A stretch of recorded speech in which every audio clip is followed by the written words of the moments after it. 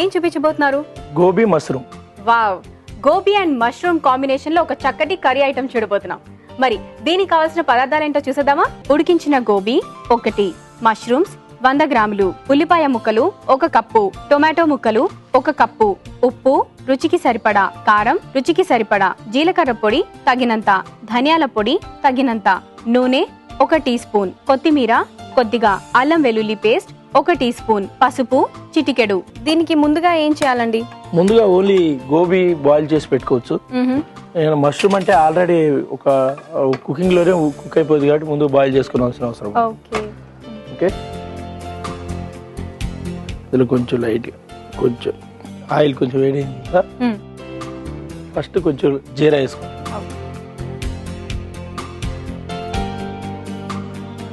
Okay, జీరా కొంచెం fry అయిన తర్వాత ఆనియన్ యాడ్ చేసుకోండి. కొంచెం జింజర్ గార్లిక్ పేస్ట్ తర్వాత యాడ్ చేసుకుంటాం. ఈ 3 మంచిగా ఫ్రై అయిన తర్వాత లాస్ట్లో అప్పుడు టమాటో యాడ్ చేస్తాం, పచ్చి ఇంకేమైనా వేయాలనుకుంటే. ఓకే, అలానే టమాటో ఇది మ్యాక్సిమం మనం కర్రీ లాగానే, కాకపోతే ఏంటంటే డ్రై లాగా ఉంటుంది అనమాట ఈ కర్రీ. ఇప్పుడే అన్ని మామూలుగా వేసేస్తాం. సాల్ట్, అలానే చిల్లీ పౌడర్, కొంచెం లైట్గా జీరా పొడి, ధనియా పొడి. ఓకే, ఇందులో కొంచెం కొంచెం వాటర్ యాడ్ చేస్తాం.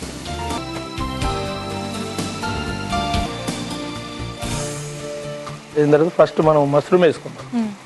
అంటే మష్రూమ్ మనం కుక్ చేయలేదు కాబట్టి ఇందులో కుక్ అవ్వాలి కాబట్టి ఫస్ట్ మష్రూమ్ యాడ్ చేస్తాం. ఓకే, తర్వాత గోబీ యాడ్ చేస్తాం. ఓకే, ఇంకేం లేదు, మొత్తం బాగా మంచిగా డ్రై అవ్వాలి.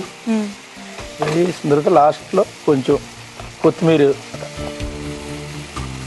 ఓకే, టోటల్గా డ్రై అయిపోయింది చూడండి.